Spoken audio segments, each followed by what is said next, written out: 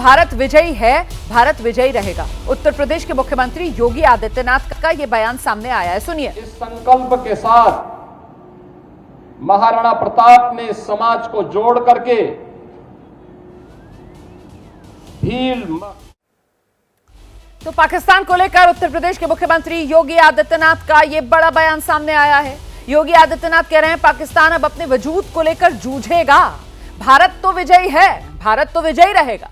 पाकिस्तान दुनिया के सामने अब करा रहा है और पाकिस्तान अब अपने वजूद को लेकर जूझेगा। योगी आदित्यनाथ की तरफ से जब यह कहा जाता है तो फिर इसके मायने बड़े हो जाते हैं, क्योंकि पाकिस्तान का वजूद और पाकिस्तान अगर अपने वजूद को लेकर जूझेगा तो फिर बड़ा सवाल यह कि आखिरकार क्या होने जा रहा है पाकिस्तान के वजूद के साथ।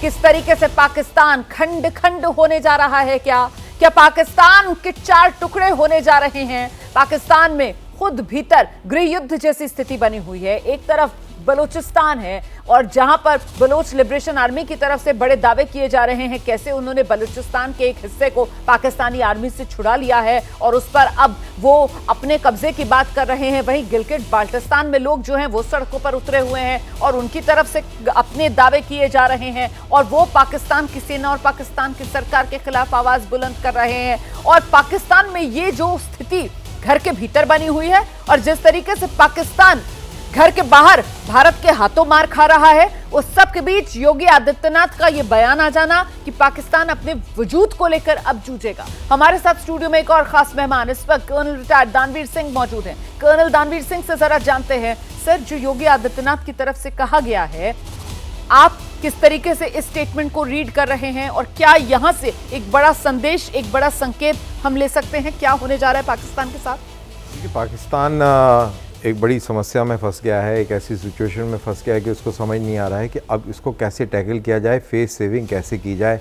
अमेरिका का बयान देखिए, जिस तरीके से अमेरिका ने बयान देके अपने आप को डिस्टेंस कर दिया और एक तरीके से बेसिकली भारत को एक फ्री रन दे दिया है। और वहीं भारत ने जितने भी पाकिस्तान की तरफ से मिसाइल्स और ड्रोन के हमले हुए हैं सारे के सारे नाकाम करे हैं और वहीं उल्टा जितने भी मिसाइल और ड्रोन्स के हमले हमने करे हैं वो सारे के सारे कामयाब हुए हैं और लोगों ने उनको देखा है, टीवी स्क्रीन्स पर देखा है।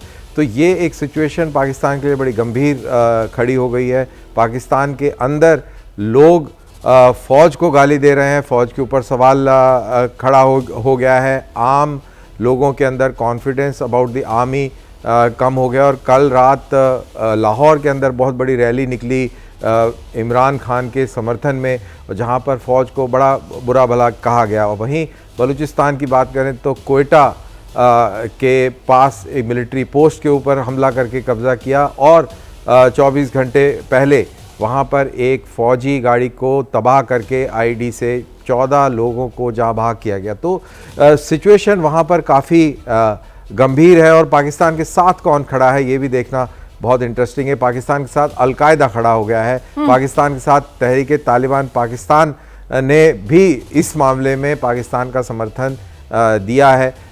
तो ये सिचुएशन है पाकिस्तान की। और वो गुरवंत पन्नू भी तो पन्नू भी उधर खड़े हुए हैं, तो वो है और बाकी तो हम लोग लड़ ही रहे हैं। बिल्कुल। आशीष, सबका नतीजा क्या है? इतने सारे बड़े बड़े ताकतवर लोग पाकिस्तान के साथ आगे खड़े हो गए हैं सर, और पाकिस्तान कटोरा लेकर के भीख मांग रहा है कि हमें और जो अधिकारी ये ताकतवर लोग का, ये तो सब आतंकवादी संगठन। मैं तो कटाक्ष कर रहा हूँ, मैं मजाक बना रहा हूँ। ताकतवर लोग आके खड़े हो गए हैं कि दुनिया के सामने ट्विटर पे पोस्ट करके टैग करके वर्ल्ड बैंक को दया की भीख मांग रहा है कि हमें पैसे दे दो, इस जंग के दौरान हमें पैसे दे दो, हमारे स्टॉक्स गिरते जा रहे हैं, हमारा जो भी कोष है वो खत्म होता जा रहा है, और फिर साथ में कह रहे हैं कि किसी तरह डीएस्केलेट करा दो। तो ये तो पूरी तरह से चरमरा चुकी है वहां की व्यवस्था। पाकिस्तान की सेना को भारतीय सेना ने, भारतीय एयरफोर्स ने ऐसा मुंह तोड़ जवाब दिया है कि पाकिस्तान की सेना अब बगले नहीं झांक पा रही है और उन्हें लग रहा है कि किसी तरह से विश्व समुदाय आए और हमें इस वॉर से बचा ले। आप बिल्कुल सही कह रहे हैं, मतलब मुंह दिखाने लायक नहीं छोड़ा है, कहीं मुंह छुपाने लायक नहीं बची है पाकिस्तान की सेना। और इसी वजह से अब पाकिस्तान की सेना को समझ में नहीं आ रहा है कि वो क्या करे। पूरी तरीके से घिर चुकी है, पूरी तरीके से पाकिस्तान की सेना के कपड़े उतर चुके हैं और ऐसे में अब पाकिस्तानी सेना बिलबिला रही है। और इसका नतीजा क्या होगा, सबसे बड़ा सवाल तो यह है ना कि पाकिस्तान का क्या होने वाला है। इसी को लेकर उत्तर प्रदेश के मुख्यमंत्री योगी आदित्यनाथ का बयान जो है वो बहुत जरूरी हो जाता है आपके लिए जानना, क्योंकि योगी आदित्यनाथ कह रहे हैं कि पाकिस्तान तो अब अपने वजूद को लेकर जूझेगा। भारत तो विजयी है, भारत विजयी रहेगा। पाकिस्तान अब दुनिया के सामने करा रहा है, पाकिस्तान अपने वजूद को लेकर अब जूझेगा। सुनिए। प्रधानमंत्री मोदी जी का जो संकल्प था, हमारे बहादुर जवानों ने, तीनों सेनाओं ने पाकिस्तान को उसका करारा जवाब देकर के आज आप देख रहे होंगे किस रूप में अलग थलग पड़ा पाकिस्तान आज दुनिया के सामने कराहता हुआ नजर आ रहा है। तो ये वो बयान है योगी आदित्यनाथ का जो बेहद महत्वपूर्ण हो जाता है, और इसी को लेकर मुझे लगता है जरा सा नीरज राजपूत का भी रुख करेंगे। नीरज, जिस तरीके से इंटरनली पाकिस्तान घिरा हुआ है, और अब दुनिया में तो देखिए कोई मुल्क है नहीं जो पाकिस्तान का साथ दे, या फिर कोई मुल्क ऐसा है नहीं जो पाकिस्तान के साथ अगर हो भी तो भारत का सामना कर सके। ऐसे में सवाल ये कि अब पाकिस्तान का होने क्या जा रहा है? पाकिस्तान का खंड खंड होना तय? बिल्कुल रोमाना, आपने बिल्कुल ठीक कहा। ये एक फेल्ड स्टेट है, नाकाम देश है, असफल देश है। और जो हम लोग देख रहे हैं, जो पाकिस्तान की सरकार क्या कह रही है और पाकिस्तानी सेना हम जो देख रहे हैं, दरअसल रोमाना वहाँ की जो आर्मी है वो इंडिपेंडेंटली काम करती है, वो सरकार के अंतर्गत काम नहीं करती है। और बहुत हद तक संभव है कि जो ये अटैक्स हुए, जो ड्रोन अटैक हुए कल बीती शाम जो हुए, ये उनकी आर्मी ने खुद में खुद कर दिया हो और अपनी सरकार को बताया ही नहीं हो। इसीलिए उनकी सरकार जो है, उनका जो विदेश मंत्रालय है, उनका जो इकोनॉमिक अफेयर्स डिवीजन है, वो अलग बयान दे रहा है। वो ये कह रहा है कि हमने कोई अटैक किया ही नहीं, क्योंकि उनको पता ही नहीं। उनकी जो, जैसे अभी हम लोग सुबह से आप बता रहे हैं, हमारे सहयोगी अंकित और दूसरे संवाददाता बता रहे हैं कि सीडीएस के साथ मीटिंग कर रहे हैं, तीनों थल सेना प्रमुख और वायुसेना और नौसेना प्रमुख के साथ रक्षा मंत्री राजनाथ सिंह मीटिंग कर रहे हैं। उनके यहाँ कोई ऐसी मीटिंग नहीं होती, उनके यहाँ आर्मी चीफ मीटिंग कर लेते हैं, शहबाज शरीफ की मीटिंग लेते हैं, आप ये मानकर चलिए। तो ऐसे में बहुत हद तक संभव है कि ये जो अटैक्स किए पाकिस्तानी सेना ने, ये अपने इंडिपेंडेंटली कर लिए। और उनकी जो सरकार है वो गिड़गिड़ा रही है, वो कह रही है कि भैया हमने नहीं किया ये अटैक्स। टाइमिंग को लेकर पाकिस्तान की सरकार तो टाइमिंग की वजह से बहुत रो रही होगी ना। पाकिस्तान की सरकार को तो ये टाइमिंग बहुत खल रही होगी। सेना ने अगर हवा भी नहीं लगने दी और सेना ने अगर अपने दम पर ही ये सब कर दिया, जो कि करने के लिए जानी जाती है, इसी के लिए बदनाम है पाकिस्तान की सेना। बिल्कुल बिल्कुल, जरा सा जल्दी से आशीष को लेकर आएंगे, क्योंकि आशीष वो आईएमएफ और आईएमएफ में पाकिस्तान को मदद के लिए जो मामला है वो आना है सामने, और ऐसे में आप टाइमिंग देख लीजिए, पाकिस्तान कैसे दुनिया के सामने बेनकाब हो रहा है। आशीष, पाकिस्तानी हुकूमत को कि अगर अपनी जरा भी साख बचानी है तो किसी तरह से अपने आप को इस वॉर से डिस्टेंस करो। पाकिस्तान की सेना कह रही है कि हम भारत का मुंहतोड़ जवाब देंगे, सरकार कह रही है कि भैया किसी तरह से डीएस्केलेट करा दो। ये बिल्कुल उनकी पोल खोल करके रख दे रहा है। और हो सकता है कि नीरज जो कह रहे हैं कि बिल्कुल भी उनकी नॉलेज के बगैर पाकिस्तान आर्मी ने इस ऑपरेशन को किया, आसिम मुनीर अपने आप को जस्टिफाई करने की कोशिश भी कर रहे हैं, लेकिन ये दाव पूरा उल्टा पड़ गया है। और इतना उल्टा पड़ गया है कि अब अपने आतंकी जो मुख्य प्लानर था पहलगाम हमले का, सैफुल्ला कसूरी को बचाने के लिए जाकर के उसके इलाके में जाकर के सुरंग बना रही है पाकिस्तान आर्मी।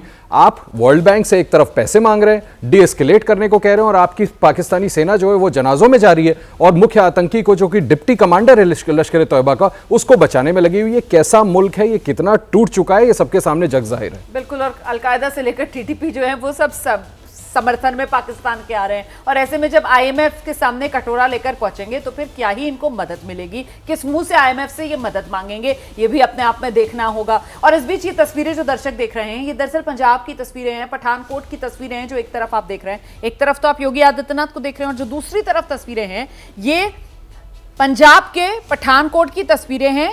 यहां पर सर्च ऑपरेशन चलाया जा रहा है, और ये सर्च ऑपरेशन किसी सूचना के आधार पर चलाया जा रहा है। ऐसे में यहां पर किसी तरीके का कोई संदिग्ध सामान या फिर कोई संदिग्ध व्यक्ति, उसके छिपे होने की खबर के बाद पंजाब पुलिस का ये एक्शन। कर्नल दानवीर स्टूडियो में हमारे साथ मौजूद है। कर्नल दानवीर, बिल्कुल ये बॉर्डर से लगता हुआ इलाका है, यहाँ पर इस तरीके से पंजाब पुलिस यहाँ एक्शन में जो नजर आ रही है, कैसे देखा जाए इसको? देखिए जी, बिल्कुल लॉजिकल इसका जो एनालिसिस होता है वो ये है कि रात भर यहाँ पर काफ़ी ड्रोन्स और मिसाइल्स चले हैं, उनको मार गिराया गया है। पाकिस्तान के विमानों की भी बात है, वो भी मार गिराए हैं। तो हो सकता है कि उसके मलबे की सर्च में हो, या कोई इस तरीके की चीज़ वहाँ पर पड़ी हो, अनएक्सप्लोडेड एमिनिशन हो, मिसाइल हो, वो पड़ी हो। तो ये सारी चीज़ें हो सकती हैं। फिर ऑफ कोर्स जो आप बोल रहे हैं कि हो सकता है कोई संदिग्ध आदमी या लोग वहाँ पर किसी को दिखे हों तो उसकी सर्च हो सकती है।